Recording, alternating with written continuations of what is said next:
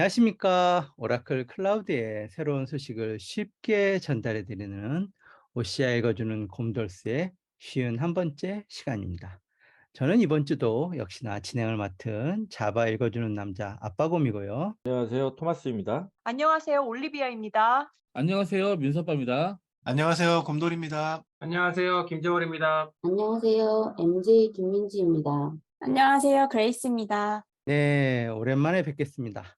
OCI 읽어주는 곰돌스 시즌 1을 마치고 3개월이 훌쩍 지나가 버렸습니다. 곰돌스 멤버들은 그 사이에 시즌 2를 어떻게 할지 정말 많은 고민을 했습니다. 그러면서 좀 더 많은 분들이 참여하는 곰돌스가 되면 좋겠다고 생각을 하게 돼서 시즌 2에 많은 분들이 새로 조인을 하셨습니다. 우선 그레이스님은 오라클의 데이터베이스 전문가로 활동하시는 분이시고요. 앞으로 엑사CS, 엑사CC, ADB, 오라클 데이터베이스 CS, MySQL 히트웨이브를 중심으로 곰돌스에서 활동하실 예정입니다. 그리고 MJ는 통계 인공지능 전문가세요. 이전에 의료 데이터 분야에서 일하셨었고요.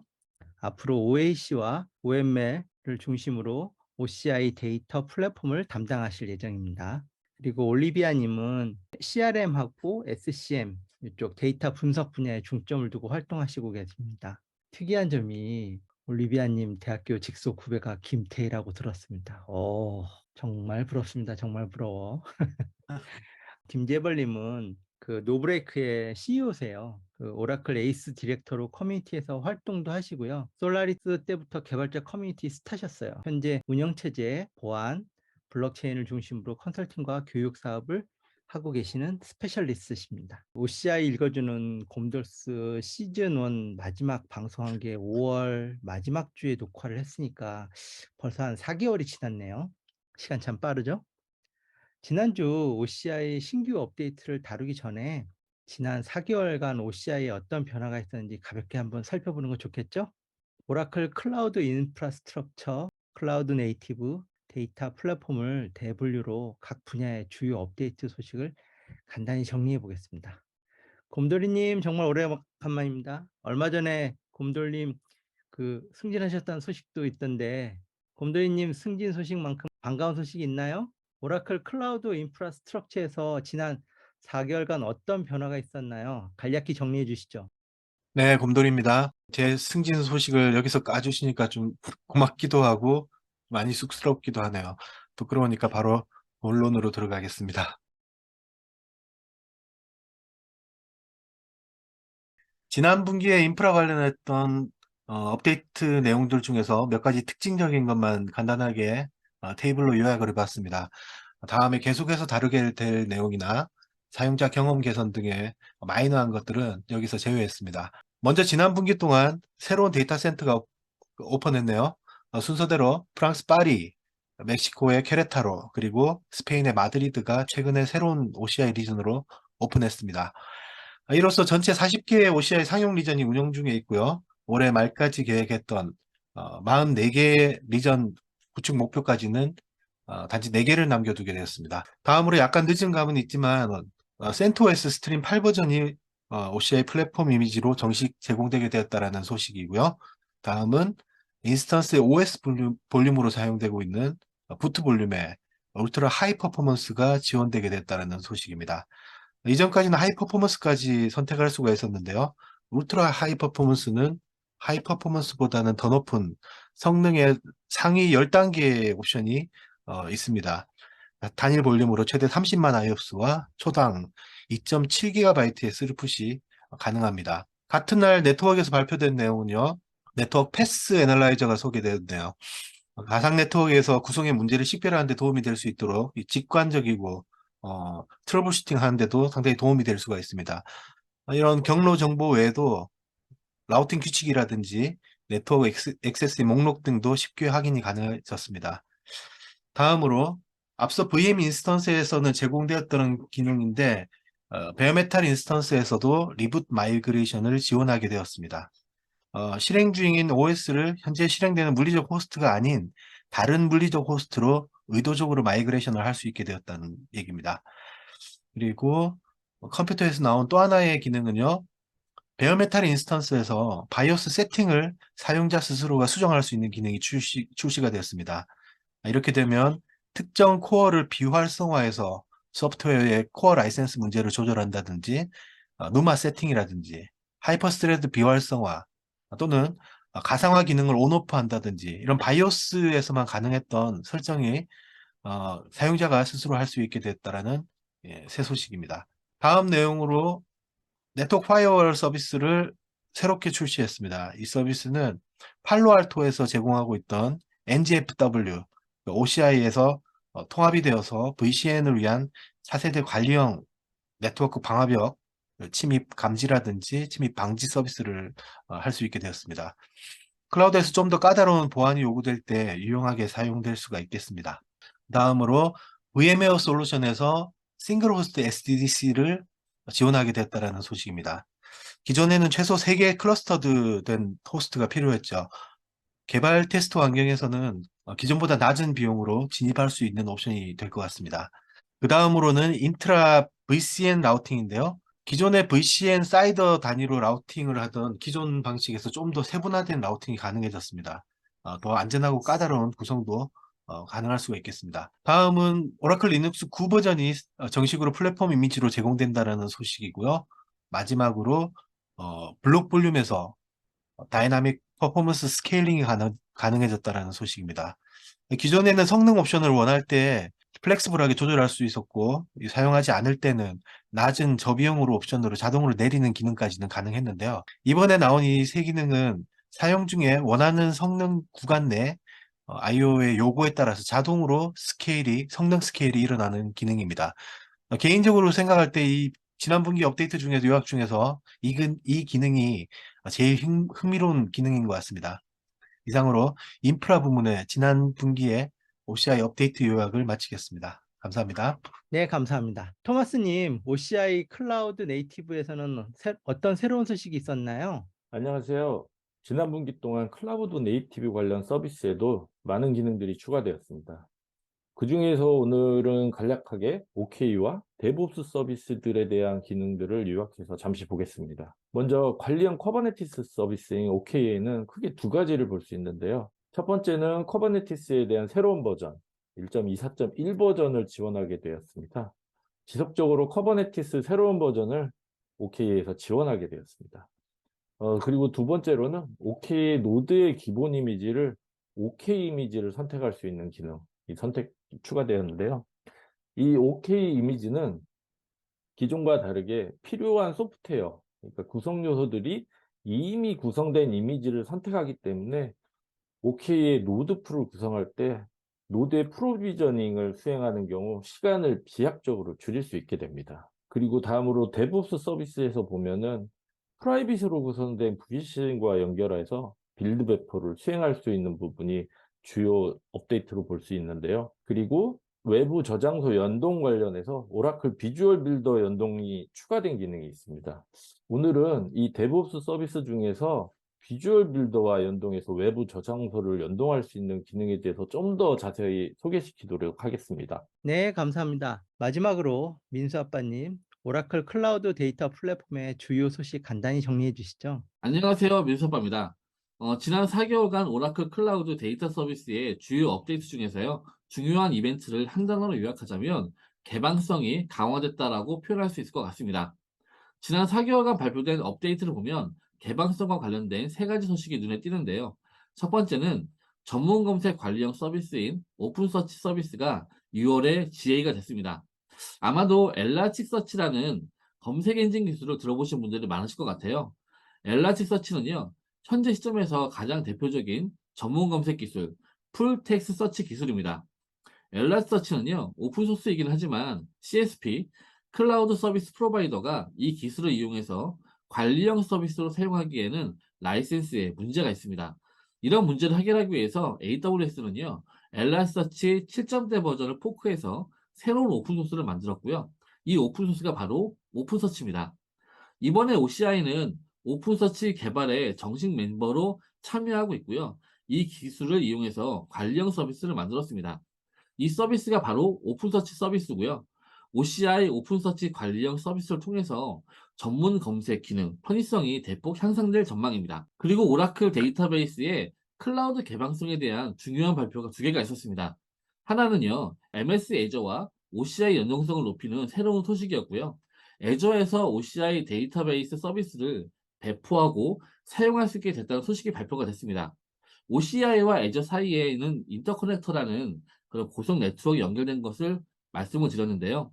이 네트워크를 이용해서 애저에서 오라클 데이터 서비스를 직접 배포하고 사용하는 것이 가능해졌습니다. OCI와 애저를 하이브리드 클라우드로 고민하신 분들 혹은 애저에서 오라클 RAC와 엑사데이터를 사용해야 하시는 분들에게는 의미 있는 발표일 것 같습니다. 마지막으로 저 개인적으로는 가장 충격적인 소식이었는데요. OCI의 MySQL 힛웨이브라는 기술에 대해서 관심을 갖고 계신 분들이 많으실 것 같아요. 그 MySQL에 대용량 쿼리가 가능하도록 DW 기능을 추가한 것이 MySQL 힛웨이브인데요. 현재 MySQL 힛웨이브는 OCI에서만 사용 가능한 기술입니다.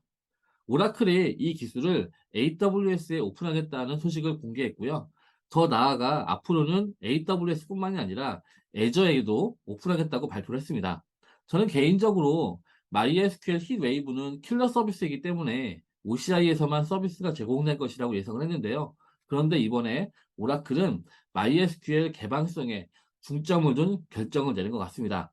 OCI뿐만이 아니라 애저, 그리고 앞으로는 OCI에서뿐만이 아니라 AWS, 그리고 앞으로는 애저에서도 DW로 MySQL을 사용하는 것이 가능해질 전망인 것 같고요.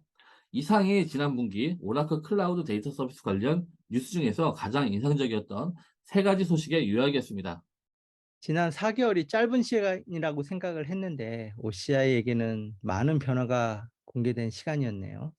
특히 AWS와 애저 함께한 개방성은 정말 놀랍네요. 전 MySQL 히트웨이브가 오라클 클라우드의 킬러 서비스라고 생각을 했었는데 그 MySQL 히트웨이브가 AWS에 공개된다는 건 정말 놀랐습니다. 오라클이 MySQL 히트웨이브 기술에 개방성을 이렇게 강조한다고 그러니까 저는 솔직히 좀 놀랄 따름이거든요. 그 클라우드 시대엔 이런 뭐 독점 기술보다도 개방성이 높은 기술이 더 높은 가치를 두고 이런 시대 사항들에 굉장히 잘 반영된 결정이라고 저는 생각해요. 굉장히 반가운 소식이라고 생각을 하고요. 하루빨리 AWS에서도 MySQL 히트웨이브가 빨리 공개되길 기대해 보겠습니다. 자, 그러면은 그 이번 주 뉴 릴리즈 한번 살펴보도록 하겠습니다. 자, 첫 번째 소식은 9월 달에 피처 릴리즈된 부분들인데요. 자바 매니지먼트 서비스 업데이트 소식을 제가 직접 소개를 해드리도록 하겠습니다. 여러분들 아시는 것처럼 9월 20일에 그 자바 19 릴리즈가 되었습니다. 이젠 자바 버전이 참 많죠. 인프라에서도 버전 통일 안 하면은 어떤 버전 설치됐는지도 모를 정도로 버전이 많습니다. 새 버전 자바 19가 나오면서 OCI 내에 자바 매니지먼트 서비스 JMS도 새 버전을 지원하도록 업데이트가 되었습니다. 버전 깔린 게 뭔지 뭐 다 찾아 헤매지 마시고 새 버전 나오면 째깍째깍 서비스 업데이트 되는 JMS 통해서 자바 JDK 한번 관리해 보시길 추천해 드리겠습니다. 자, 그리고 두 번째 소식으로요. 그 올 초에 한 39회차였던가요? 위협 인텔리전스에 대해서 곰돌이 님이 상세하게 설명드렸던 것 같은데요.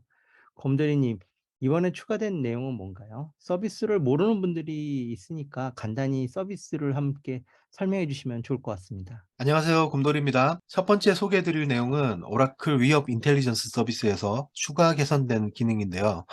위협 인텔리전스 데이터베이스에서 위협 행위자와 멀웨어를 검색할 수 있는 기능이 추가되었다는 내용입니다.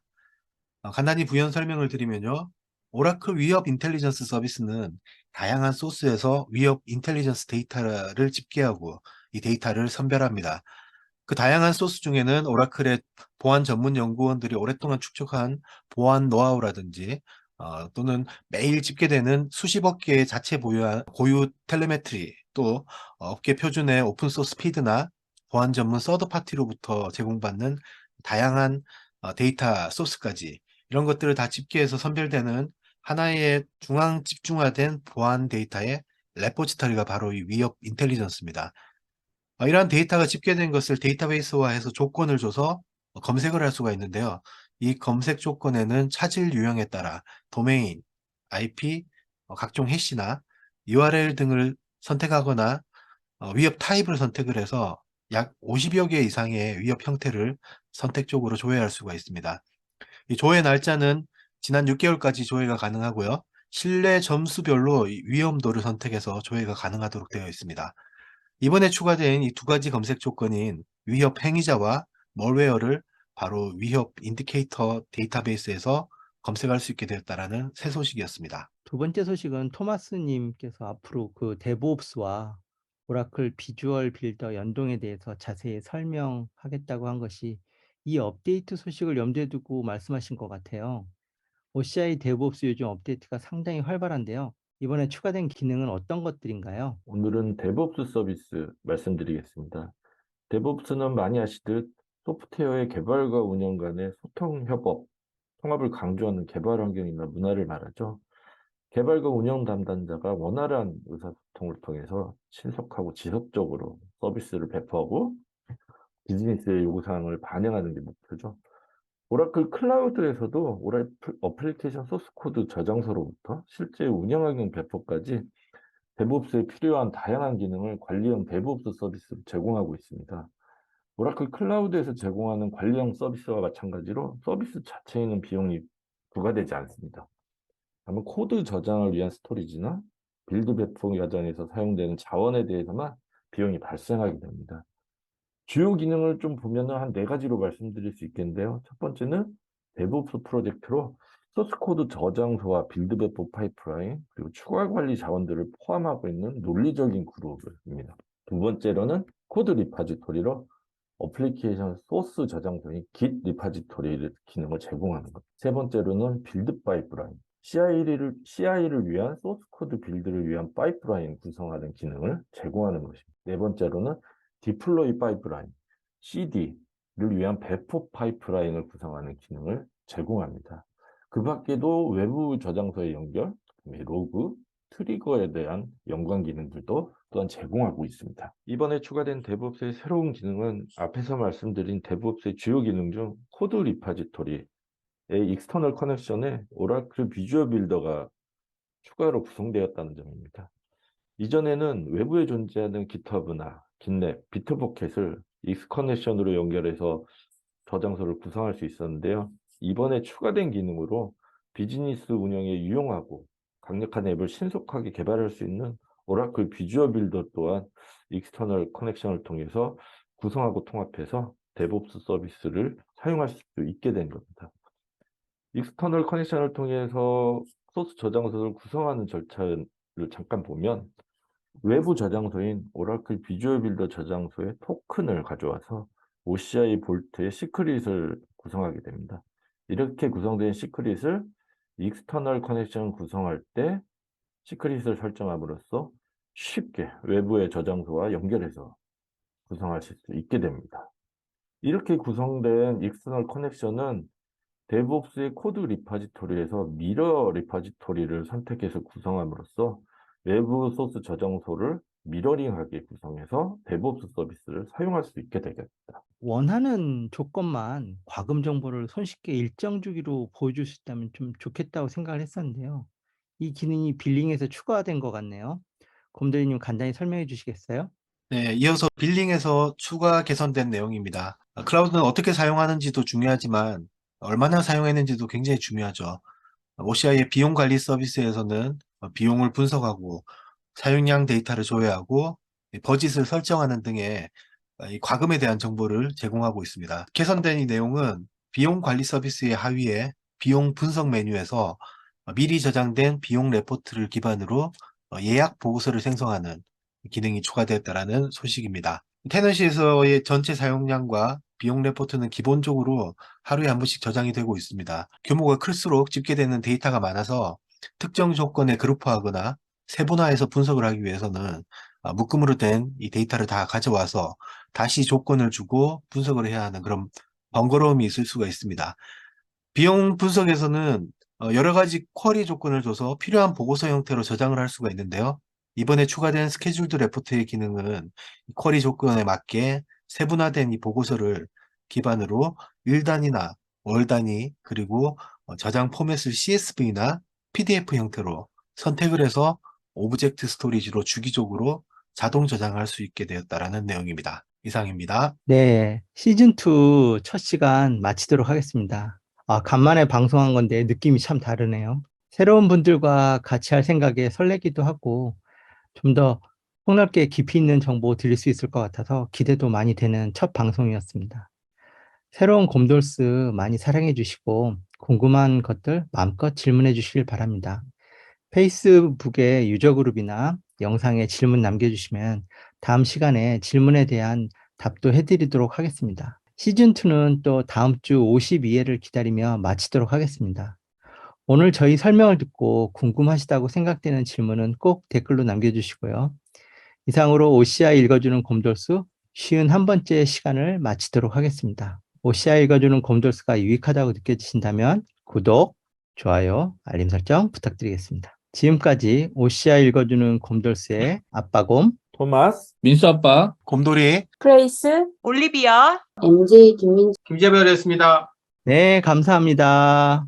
수고 많으셨습니다. 수고하셨습니다. 수고하셨습니다.